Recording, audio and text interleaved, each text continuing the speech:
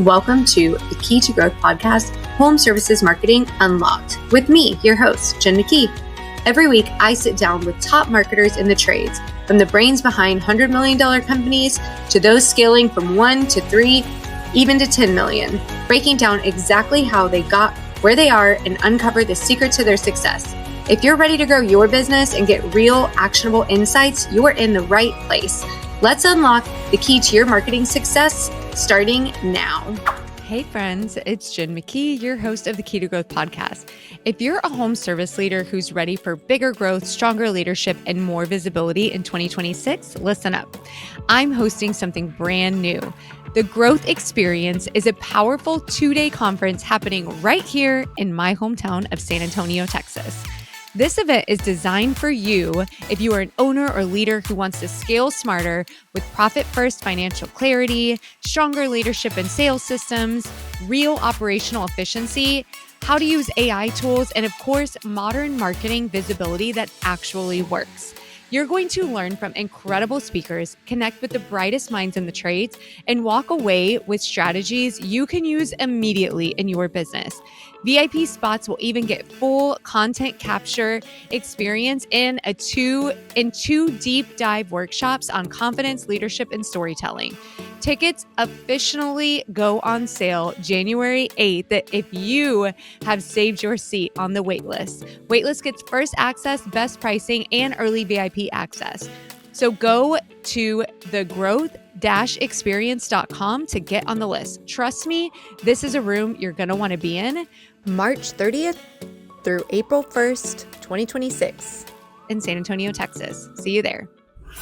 All right. Well, welcome back, everyone. This is the Key to Growth podcast. I am the host. My name is Jen McKee, and today I am here with Ruth King.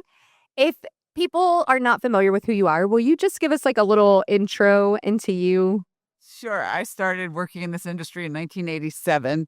I've worked on the operational and financial side of the businesses, helping contractors grow profitably, and a lot of them have sold for a lot of money as a result of it over the years. So we do that. I was one of the two founders of Women in HVACR in 2002, and our financially fit business software is taking everything I used to do manually and put it in an electronic form, and we have AI that actually reads and interprets financial statements so that you take the data you look at every month and go, I don't know what that means, and you turn it into graphs that really show you the trends of what's going on with your business.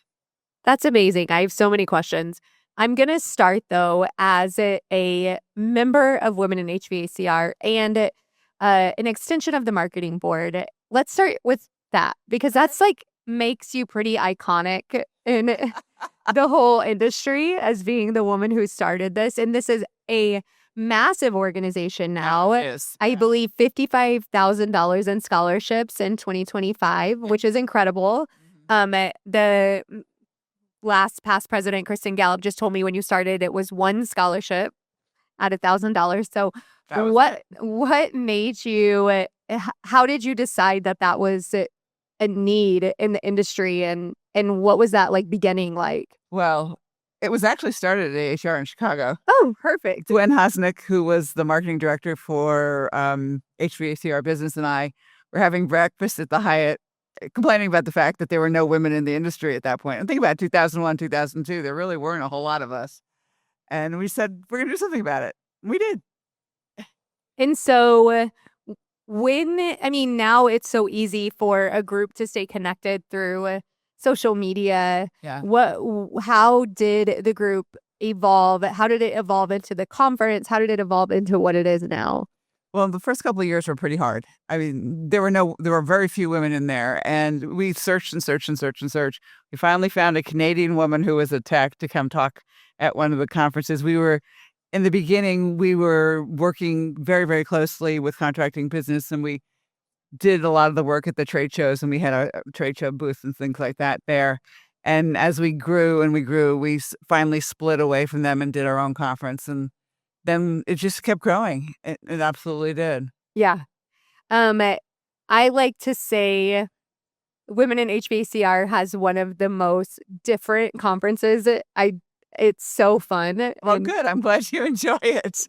And for any women listening to this podcast or listening here, if you're not familiar with the organization or the conference, it's like highly recommended. Yeah. And it was started, I mean, I wouldn't say, I've always heard that it was started more from the distributor side. That's where a lot of the women were found, Yes. right? In the beginning, yes, not so much anymore. But you weren't on the distributor side. I've always worked with contractors. And so 87 on, I've worked with contractors. Yeah. And so you were looking for the contractors and the Yeah. techs and the women who were in the industry. Yeah. Absolutely. That's so cool. I went to the Tactical Awards this week, and there were women influencers there, women techs that are creating content for other people in the industry, but it's women also, and it's insane and amazing what they're doing. Yeah. It's time. It really and truly is. I mean, everybody says there's a labor shortage. Yes, there's a labor shortage of men. There's not necessarily a labor shortage of women. And there's a lot of things that we can do that are we going to, we can climb on roofs. You should have cranes, and those types of things from the mechanical standpoint. And there's ways to lift materials and stuff that, you just do it. Yeah. I have one of our clients is a woman. She is, I believe, third generation in their HVAC business. She bought it from her dad a few years ago. And she always talks about her fingers are small enough to get into the spaces. She always has her nails done, and she can use her fingernails as like a screwdriver whenever she needs to. So there's some advantages. Crafty ways. That is so cool. And I mean, that's like one of your biggest, probably not your biggest claim to fame, but for me, it is that you started this incredible organization that continues on today. Did you imagine it would stay for that long? When we started it, no, there's no way in God's green earth any of us ever imagined it would become this big. Yeah. I mean, none of us did. And we funded it in the beginning and getting sponsors because nobody believed women could do anything. It's so different now. Yeah. It's so different now. Amazing. I love that. Okay. I kind of want to move over to what you said about the AI product that you have. And I feel like I'm skipping a lot of steps going to that. But the reason is yesterday I was on another podcast. We were recording live and we were talking about AI, and we were asked, like, what is the way that you use AI all the time? And I said, I like to download my P&L and put it into ChatGPT and have it like... No, you don't do yes, that. I do. And then I tell it to tell me where I spend all my money. No. But isn't that similar to what you're saying? Like it No. analyzes the data for me and tells me a story that I can't tell just from looking at the numbers. Well, I will tell you the story of one stupid thing a bookkeeper did. She uploaded the financial statements into ChatGPT, and ChatGPT said they were going bankrupt and everybody should quit. And no, my chat doesn't tell me that. Well, it did. All right. So ChatGPT. We do know that it lies. Yes, it does lie. Yes. ChatGPT is not a necessarily numbers-driven large language model. All right. When we taught AI to read a financial statement, a small business financial statement, it took us almost a year because there's not a single word that this industry or any small business uses for the word sales, income, revenue, and people put different things in cost of goods sold versus overhead, and they call it different things. And it took about a year for AI to actually learn it. Yeah. And ChatGPT has not. Okay. It's not where you should put your numbers. I mean, we did it. Yeah. But the reality of it is it's dangerous to put it in there. It is literally dangerous because it doesn't know what it's doing. So what are some of the stories that the data can tell that people aren't seeing that you think is really beneficial with AI? Well, the first thing is we look at it in terms of graphs. We don't look at it in terms of numbers because most business owners don't get the numbers. They get graphs. They get the visuals. So we can tell if your current rate, if your revenue line is getting wider from your gross profit line, they should be parallel. That either you have suppliers who've snuck in price increases or your productivity is not there. Okay. Not as much as it was. And it's very subtle in the beginning. And that's where you want to catch it. You want to catch it when it's like this, because then you're in trouble. Yeah. Catch it when it's, really, really little. And then you can do something about it and figure it out and go from there. I mean, one of the users of the Financially Fit Business software said that I've spoiled him. I said, what do you mean? He goes, well, I never look at my numbers anymore. I just look at my graphs. As long as they're heading in the right direction, I don't care. I mean, you can look at the graphs in 2 seconds. How often should you be looking at it? At least once a month when you upload your data. And it gives you the trends over a long period of time. So you get your monthly trends and you get your trailing trends, which are 12 months of data a month at a time. So it takes out all the noise. Months are noisy, and you can't tell anything by month. And once you smooth out the months, so to speak, you can tell what the trends of the business are. What do you think some of the biggest are like, what is the most common thing that you run into whenever you first start working with someone? And as far as their numbers go, like what are people doing incorrectly? They're on a cash basis. That's number one. You got to, in our industry, you got to be on an accrual basis. Cash basis says there's no receivables, no payables. You get revenue or income, or at that point, only when you get the money in the door for whatever you did, and you have an expense when you pay the bill. So you have no matching of revenue and expense. So you have what I call financial statement fruit salad. You never, ever, ever know whether you're profitable. You just don't. Yeah. You're running your business out of your checkbook, which is probably the most dangerous way to run a business. Yeah. I think that's probably my biggest struggle in my business. And it's a completely different type of business, but doesn't matter. That money comes in and out all month, but it's not giving me a clear picture of what's actually happening because they're not dependent on each other. Yeah. Yeah, that's why you're on an accrual basis, because then you will match it. Yeah. You'll match revenue against expenses against those revenue, and then obviously you still have overhead. But the reality of it is if you're not on an accrual basis for accounting, you're not going to ever know whether you're profitable. Yeah. Unless you're a restaurant and everybody pays and the restaurants pay for all of their food when it gets delivered. So there is, for all intents and purposes, no receivables, no payables, no inventory in a restaurant business. Right. I worked in a restaurant for 17 years, so yeah, I do understand that. You know that piece of it, yeah. Yes. So interesting. So, okay, I want to shift to marketing. So the Key to Growth podcast is a marketing resource. I've talked to people in different aspects of this industry about how much you should be spending on marketing, or how do you know and I know it's different when you're a startup versus when you're looking to sell and everything in between. So like, is there a hard and fast rule of your marketing spend? No. And here's why I say there's no hard and fast rule. So one of my clients had budgeted $5,000 for a marketing campaign, and it was a combination of direct mail and some sort of social media behind it. I don't remember exactly what it was. And the amount turned out to be $11,000 by the time they were done. But the fact of the matter was that they generated about $100,000 right from spending 11, and it was very profitable for them. So I said, he was complaining about the other $6,000. I said, are you crazy? Go do it again. Yeah. And so, my thing is see where it's profitable and make sure that whatever marketing spend you have not only goes to the top revenue line, because marketing people, for whatever reason, like to say, okay, well, your return on investment is you spent $100 and you generated, $5,000. But there's all these expenses. It's not ROI. ROI is when you hit the bottom line. They like to make it about the top line, but you really can't. So if you want to really make a marketing company uncomfortable, a lot of them say, okay, spend $25,000 with us. And I said, terrific. We'll be happy to spend $25,000, and you divide the $25,000 by your gross margin. And let's say your gross margin's 40.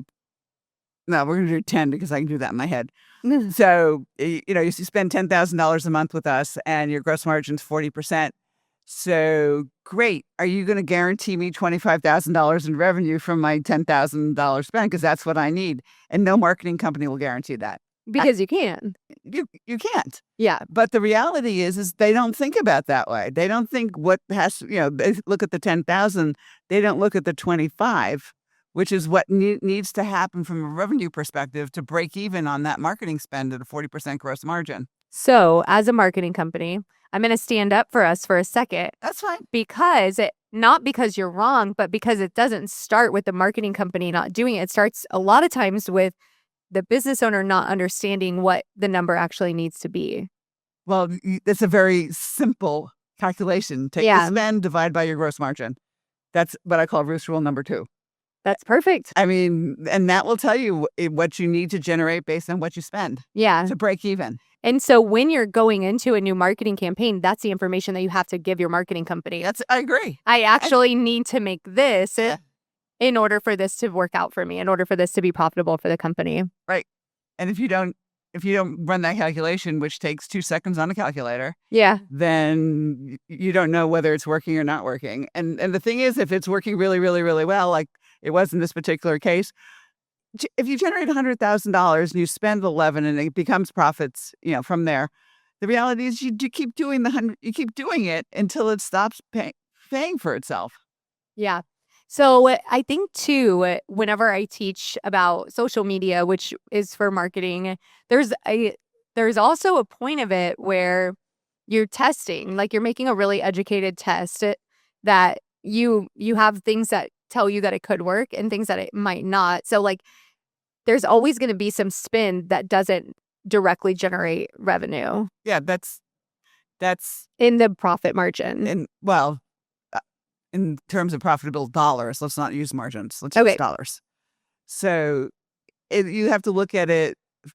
Are you doing this to generate revenue? Or are you doing this to build brand? Right. All right. There's a difference. If you're doing this to generate revenue, that works. If you want to invest the money to build a brand, that's a totally different story. Yeah. So how do you determine what you can spend on that? Good question. I can put the dartboard up just as well as you can. It's because that's very hard to measure. Right. It is. And Keyheart Marketing specializes in organic social media, which we are very clear is not a lead generating right. It's getting your marketing source. Yeah. But there's also an overall return that you get from it, but it's not something that you can measure. I did this and this is what happened directly related to that. Okay. It's kind of like this podcast. Right. And it's like my podcast. Yeah. We do it for years and years and years. Or the book. Like you don't make money on creating books. No. They do a lot of other things for you. Yeah, you make about And this was a lot of time and energy, like resources went into this. Yeah. So yeah, you get about 50 cents a book out of Amazon. So nobody writes books for that. I write books for very different reasons. I write books because number one, I want to make sure that small businesses, especially people in this industry, actually understand how to make money. Yeah. And how to generate profit. And I use this as a business card. I mean, this is probably the cheapest business card. Somebody says, do you want to come speak? I don't know anything about you. Here, read my books. Yeah. All 6 of them. Be my guest. Read all 6 of them. Are they on Audible? Yes. Can you listen to them? Yes. Did you record them? I read every word. I love that. That's the best. That's perfect. I'm writing a book right now, but I've set it down for like a year and I need to get back to it. Yeah.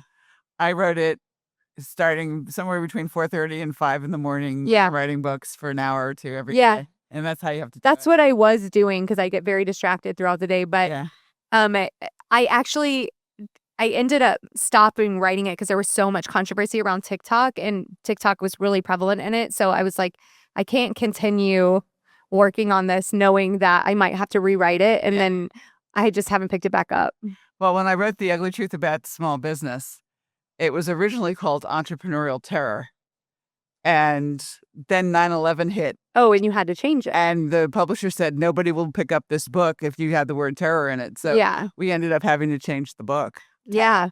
And a lot of the stuff in the book, too. But that came as a result of 9/11. Yeah. Wow. Yeah. That's crazy. Keyheart Marketing specializes in Facebook, Instagram, TikTok, and YouTube to build your brand awareness or drive leads using social media ads. If you're ready to elevate your social media, go to keyheartmarketing.com or follow us on social media. Okay, so of the 101 dumb financial mistakes, what is the number 1 in here? That's not fair. What's the best one? Top 5. Top 5. Okay. Number 1, accrual-based accounting. Number 2, profit's not a dirty word. Number 3, no Ruth's rules, which are, I gave you the one for the marketing. There's also one for profitability. Make sure if you're going to discount that you discount properly off the bottom line, not off the top line, to come up with what the top line should be. Understand how you generate revenue. I mean, we generate revenue in this industry by billable hours. We don't have any billable hours. We have no revenue. So we need to know for every billable hour, how much drops to the bottom line for service. For every billable hour in new construction, how much money drops to the bottom line, or for replacements or, what maintenance, whatever, how much drops to the bottom line. And, the book goes through a lot of different scenarios because it's not only for our industry. Car washes, it's by cars. How many cars go through the car washes? The membership in a gym, how many members are there? Are the members increasing? But that's how they generate revenue. And you need to know for every member how much money drops to the bottom line. And once you understand that, everything else kind of comes behind it. And probably, I should probably say this is number one, is to get your financial statements every single month and look at them. And you don't have to do the debits and credits. That can be done by somebody else, but you have to know enough to question them. And that's what the graphs are for in financial fit. You don't even have to look at them and to go, okay, I'm not sure what that means anymore, but that's where the graph's going and make sure it's right. Man, you were just saying something. I think that I lost my train of thought. Well, I think that one of the hardest things okay, so if somebody, like for me in my business, I had never created things based on the profit, like, and none of our pricing is based on that, right? Which I'm sure business owners that get into business and just start it and you just kind of start coming up with prices and you like learn as you go. How do you start to turn that around without just like blowing everything up? So you're telling me you took a dartboard and said, this is what my price is supposed to be? Correct. I mean, and it's evolved over time, but so I'm thinking specifically, I'm having a conference. I just decided on the ticket prices, and then my COO is like, what is this based on and how much money are we making from these ticket prices? COO's right. I know, but so I'm saying I know I'm not the only person that does that whenever you start a business, especially when at first your profit margins were so different because maybe it was just you and you were just buying the equipment and then that was who was getting paid. And now you've got admin and marketing and all these other overhead, all these other expenses that are now like you have to increase your prices in order to keep your profit the same. But how do you know when to do that and what that should look like? So what you end up doing is you take all of your overhead. Let's say your overhead for last year was $100,000. Mm-hmm. All right. And based on what your numbers were, that your gross profit, again, I'll use 40% because I can do that. Your break-even point at that point is $250,000. So what are you going to do to generate that $250,000? How many, product X and product Y and product Z, and you put together a spreadsheet to be able to do that. I mean, this industry is kind of interesting because a lot of people start their businesses and they go, my boss is charging $300 an hour for replacing a capacitor or a contactor or something, and I'm making 30 or 40. Right. And they think, oh, I can do it for 100. And no, they can't. Exactly. That's what I mean. Like when you start your business and you're like, oh, I could do it for this, you're not taking into account any other expenses. Marketing, taking into any real direct cost expenses. And those who want to end up, working for wages their entire life never learn it. Okay. And those who don't figure it out, okay, we're going to hire this person. This is how much more additional revenue we have to generate to be able to afford this person. You can do overhead cost per hour in terms of the spreadsheets, and I have them if somebody wants them. And figuring out what the overhead is for each billable hour. All right, how many billable hours am I going to have? Do I need to increase my marketing? So one of my clients, we were talking about this when we were doing his budget for this year, and he's basically been in stasis for a couple of years. And so we upped the marketing spend, which means that we up the overhead, which means that the prices have to go up to be able to cover it. So think about it this way. If you give all of your employees a 5% raise, your prices have to go up by 6.5% at a minimum because you have the FICA and the Medicare and the workers' comp and the insurances and all the other fun things we have to pay. So when I do things like that, I should be raising my prices. Yes, absolutely. And then you have to provide the value for it. Right. And there will always be people who are, I think the surveys say that 20% of the people will always buy on price no matter what. The other 80%, if you educate them about why and what the value is and what they're going to get for what they're investing, they're going to go for it if they believe it. Yeah. So that's really where it has to come out of. So do you believe in open book management? Yes, totally. I think it's... Will you explain what it is in case somebody doesn't know? When everybody knows what the bottom line is. I bonus based on the bottom line. Right. All of my bonuses that I work with my contractors are all based on what the net profit per hour is, and everybody gets a piece of the net profit per hour. Everybody knows where they fit into the profit piece. Okay. All right. So the fun part about it is first year they kind of go, yeah, right, we're really going to have bonuses. They're not Christmas bonuses anymore, or holiday bonuses anymore. They're done February 15th. And first year it's like, okay, you actually did it.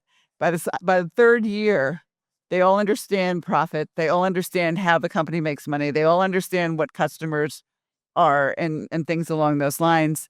And if somebody's slacking, we've seen this over and over again, they will kick them out because it affects their bonus. Right. Yeah.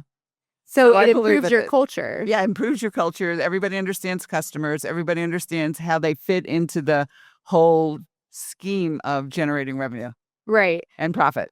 And I think a lot of the concern is, I mean, there's a couple of concerns with open book management. One of them is like, I don't want the whole team to know what I make. Well, you don't have to do that. You just can say office salaries, right? Admin salaries. There's one owner who each department has to be generating, I think it was like $50,000 or $60,000 a month in overhead. And he says, you're just going to have to trust me. That's what your overhead number is. Yeah. And he doesn't want everybody knowing what everybody makes. And that's fine. Right. You don't need to. You don't need to. It's not something that's absolutely critical for that to happen. They have to understand that this is what it takes to keep the doors open and keep the business running. Profit is necessary to be able to pay increases in their salaries, to pay for training, pay for their new trucks. Yeah, and you can go on and on and on and on. Yeah. And so, okay, I just want to tie back to marketing for a second, because you said you're kind of looking at this on a yearly. Am I wrong? Like, you're looking at this from a yearly standpoint as far as, if we're going to increase our marketing spend, we're going to have to increase our prices. So then, like, how often are you doing that? Like, are you looking at your yearly goal and saying, all right, so if our goal this year is to increase sales or increase revenue by 60% or whatever number you're more comfortable with. And then by 60, it would be a lot to do as you get larger anyway. Well, I don't know. So that's why I said whatever number you're comfortable with. Numbers are not my thing. But then would you decide, like, so we run on EOS. So let's say we're looking at Q2 and we're like, okay, so, we didn't hit our revenue goal for Q1 and we want to hit it in Q2. So we're going to have to increase our marketing spend. So then would we raise our prices right then? No, you're going to look at it on a yearly basis. You're not necessarily going to do that. The only time that I would actually do that is if I see the spread increasing between gross profit and revenue, because then suppliers have increased their prices and you have to increase yours. Otherwise, you generate less profit. I mean, the marketing spend that you increase could actually increase your bottom line. You just don't know. Yeah. Okay. What about, man, I hate when this happens and I lose my train of thought. What I was just thinking. So you want to talk through some more of the marketing things and learn how to discount? Okay. All right. Go for it. So most people say, okay, I'm going to give everybody a 10% discount on revenue, right? And in the book, I talk about how somebody did that and they ended up having so many people buy it that they actually lost money on every single product. Yeah. So you start with your net profit that you want on this, whatever it is, add your overhead costs per hour, and you make your net profit 0 if you want to break even on it. And then you add your direct costs, and that's how low you can go. And then you figure out where you were, and that's the percentage you can use. I know what I keep wanting to ask you. So for me, and I don't know if this is the same for contractors, but my profit margins change every month. Yeah, they will. And so what is a good time span to look at it? That's why you look at the trends. Oh. You don't look at every month, because every month is going to go like this. Yeah. And then the trends even out the monthlies. And so either the trend is steady or the trend is going up or the trend is going down. That's why if you look at your books every single month and you just look at the numbers, it's like, okay, I don't remember what happened last month exactly, or the month before even. That's even worse. And if you compare it to what happened this time last year, well, last year we could have had an incredibly warm winter, and this year we had an incredibly cold winter. Right. So what you really need to do is look at the trends on a long-term basis rather than month and year to date, because budgeting that way doesn't tell you what really is going on. What about I need like notes, because I get these ideas in my head of what I want to ask you, and then I lose it as you finish what you're saying. Okay, so I'm going to change directions here, because this is something I keep wanting to ask you. But based on what you've told me about your journey, you are like a trend, like you're setting the trends, like you're leading it. You're leading, right? Like you guys are not just waiting, you're implementing AI into what you're doing. Like you understand that these things need to continue to evolve. Um, how, I mean, how quickly do you do those things? Like, do you feel like you move quickly or do you feel like you're waiting? I rarely wait. However, implementing AI is a tool, all right? And looking at AI, you just look at it as how do we use it as a tool? Everybody in this industry can use it. You can use it. It's a tool. Not ChatGPT for my P&L. Not ChatGPT for your P&Ls. No, absolutely not. Here, read the book. I know what I was going to ask you. How do you feel about loss leaders? Like the $59 tune-up and how you can profit off of those. All right. The people who go for the $59 tune-ups are screwing the customer because they walk in because they have to sell something. That's what you think. I know. What about the idea, though, that you're at a restaurant? We're not a supermarket. We can't have loss leaders and sell a jug of milk for $1 because people come into the supermarkets and the milk's in the back.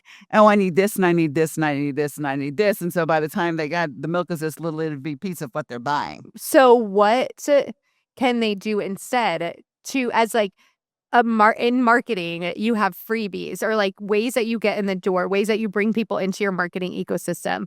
So a loss leader is essentially a freebie. It's like this way to get in the door to gain trust from somebody so that when they do need something they don't more, do it that way. They reach out to you. No, because what happens is they get in there for $39, $49, $59 and the customer pays $300, $400, $500.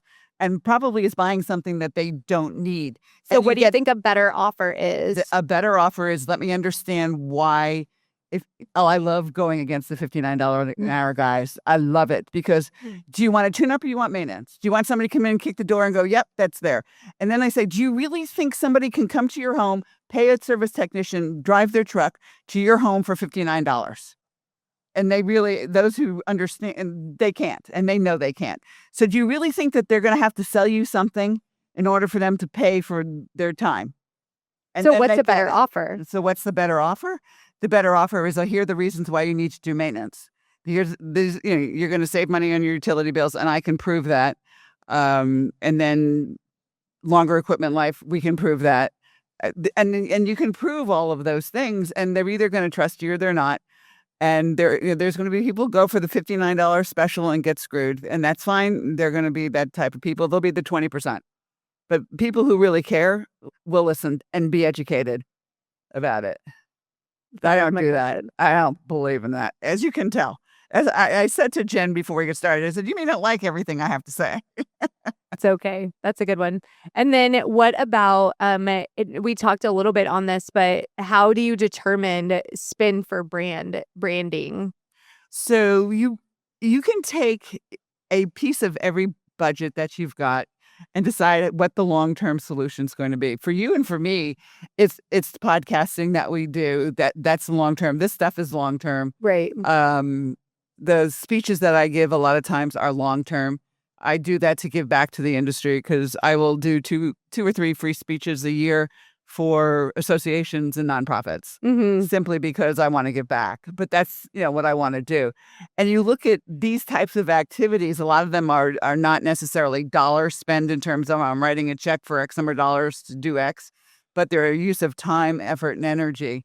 And you make a decision about how much of your time you really want to use to give back. Right. And that's the way I look at it.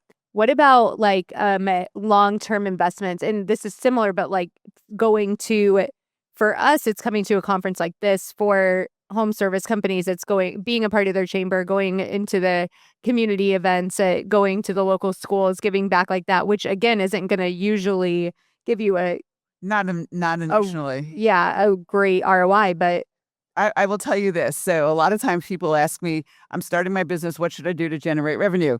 And I always tell them, choose a neighborhood. Right. Whatever neighborhood you want to choose that's close to you, that has houses that are, 8 to 10 years old, they're about, depending upon what the number of run hours there are for a year. And drive your trucks in that neighborhood every Saturday and do marketing in that neighborhood.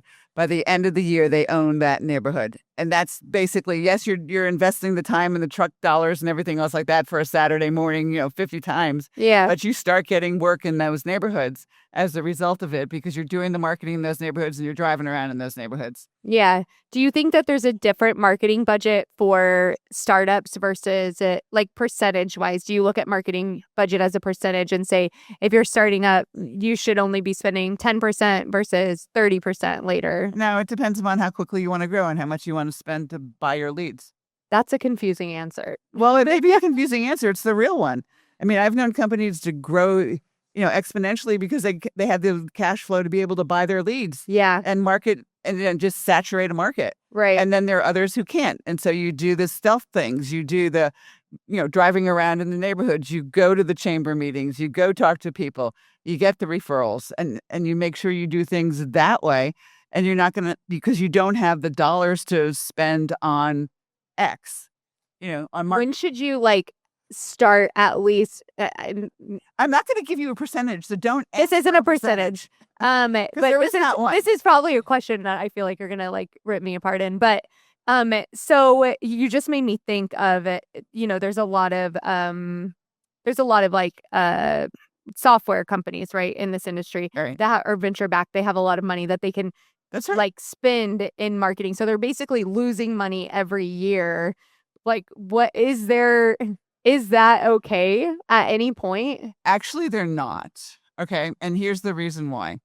They are so big that their overhead cost per guy is about this big. And so as a result, if your overhead and you're little and your overhead cost is this big, okay, you can't spend what the big guys spend because their overhead is so low compared to their revenue. Yeah. Okay. That's how they do it. Interesting. And a lot of the PE back firms, they buy all the local service ads, they buy all the SEO, they buy all of it, they buy all the spots on TV, and you have to do stealth marketing in those cases to be able to get known and get heard. I agree. When people come to us about investing in social media as a startup, it's not a monetary investment at that point. It needs to be a time investment because that's what you have more of. Yep. And so you need to be in your community. You need to be posting for yourself. And then once you no longer have the time resource and you have more of the money resource, then you can start to invest. There's always a time dollar trade-off. Yeah. In the beginning, you have more time. And when you get bigger, you have more dollars. Yes. Okay. So if somebody is looking into you and they're like, I want to learn more, what's the best podcast episode they should listen to? Of mine? Yeah. Gosh, we have 500 and some odd podcasts now. That's why we need to give them one. The latest one, they go live every Monday morning. Latest one. What book should they start with? I would start with The Courage to be Profitable if they don't understand. The Courage to be Profitable. Okay. That is the book that's about profit and loss statements and balance sheets in English rather than accounting babble. Yeah. It explains it in English. That's why I use chat. So this is the Key to Growth podcast. At the end of all of our episodes, we ask the same question to everyone, which is, what is the key to growth? The key to growth is consistency. Do it all the time. Whatever you're going to do, keep doing it. Don't say, I want to try this and then that didn't work. Figure out why something's not working and make it work. Just decide what you want to do and do it. Evolve. Keep it going. I love that. Okay, so tell people where they can find you, all the places. The best place to do is my email is rking@ontherribbon.com. You can look at financiallyfit.business, which is one of our websites. And my office phone or my cell phone number is 678-296-4123. She's everywhere. And then Facebook, Instagram, LinkedIn, and Facebook. I don't do Instagram and I don't do TikTok. Okay. Not yet. We'll get her there. Awesome. No, I have my inside salesperson is really heavy into that, and she's kind of pushing me in there. She's, I'll do it for you. I said, okay. I feel like you'll be there. Yeah, you want to do it? Go be my guest. I appreciate you being here. This is super, super insightful. Thank you for your time. Thanks, Jen. Glad to be here. Thanks for inviting me. Yes. Thank you. You're welcome. You may.